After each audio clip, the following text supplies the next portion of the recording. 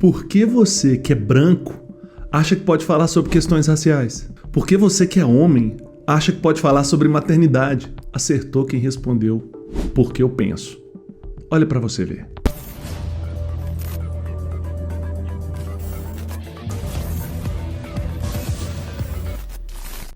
Eu vou falar um pouco sobre lugar de fala, de um jeito que eu acho que as pessoas vão entender. O termo lugar de fala não me parece ter exatamente uma origem precisa, mas nós temos que respeitar que foi amplamente popularizado no Brasil, também pela filósofa Djamila Ribeiro. Dito isso, em poucas palavras, lugar de fala não é uma expressão a ser usada para impedir o debate ou silenciar pessoas. Pelo contrário. É muito possível que alguém que diga que você não tem lugar de fala para se manifestar sobre isso ou sobre aquilo esteja só sem paciência ou pior, sem argumento contra aquilo que você diz. Eu vou explicar meu ponto, mas antes, não esquece de deixar seu like para se inscrever no canal e para ver as coisas que a gente colocar por aqui.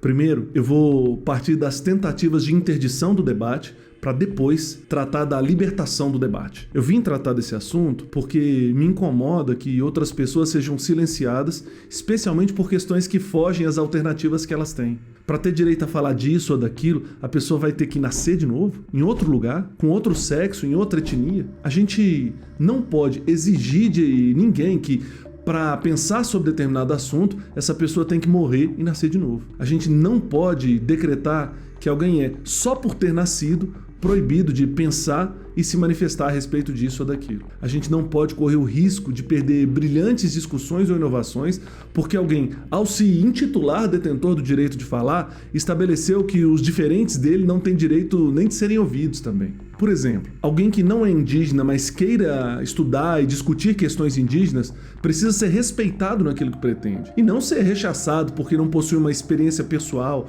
ou por não ter nascido indígena. Perceba, nesse caso hipotético, a pessoa pode ter boas intenções e vontade de contribuir com o assunto, mas há quem diga que o fulano não tem lugar de fala porque não sabe o que é nascer ou viver como indígena. Olha só o quanto essa fala é cruel. Esse fulano teria sido sentenciado ao nascer, porque você não nasceu indígena, você não vai poder tratar do assunto. Isso não faz sentido. As pessoas não podem ser impedidas de pensar ou debater porque possuem origens diferentes daquilo sobre o que desejam pensar e debater e muitas vezes contribuir também.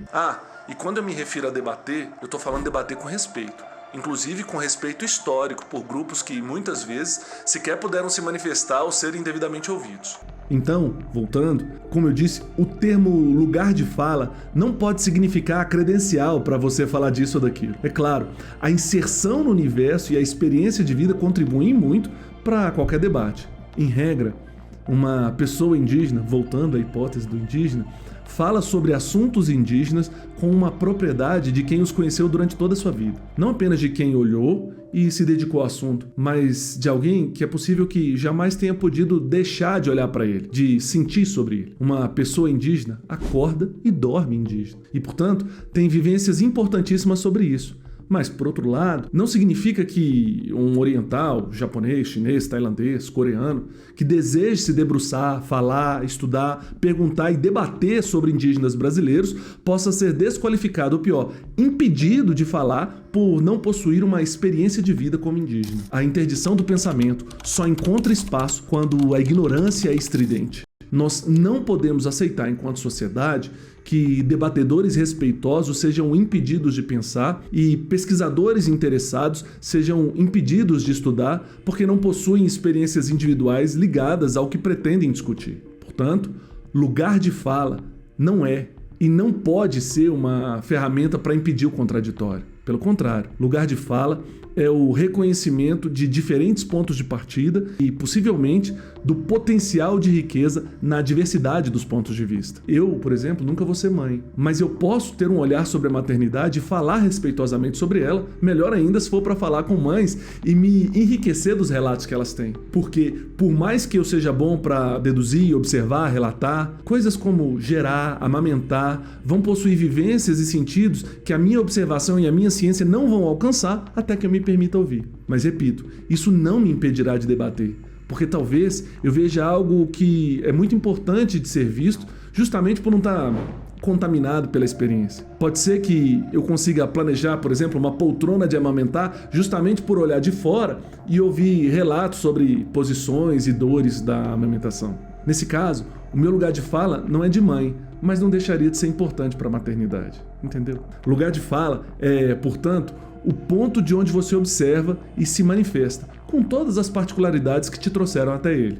Pronto. E essas particularidades não são credenciais que te dão voz ou que te silenciam. Se você olha para uma pintura de frente, você vai falar da tela de forma muito diferente daquele que só teve a oportunidade de olhar para essa mesma tela pela sua lateral. Você vai argumentar da beleza da obra do artista, enquanto o outro vai, no máximo, descrever sobre as curiosidades da moldura. Os dois relatos são importantes, as duas opiniões são válidas, especialmente se reconhecerem os caminhos, as oportunidades e as filas que pegaram até chegarem a seus pontos de observação, e 2, se agregarem a seus debates e raciocínios mais e mais pessoas que enxergaram aquela tela pelo outro lado, por cima, pela internet e quantas outras posições forem possíveis. Lembra da minha pergunta inicial? Por que você, que não tem uma determinada experiência, quer opinar sobre esse assunto? Isso mesmo, porque você pode. Desde que haja respeito ao próximo, não há muros para o seu pensamento nem proibições à manifestação dele. O que você pensa é importante e o seu lugar de fala também. Isso tudo é só a minha opinião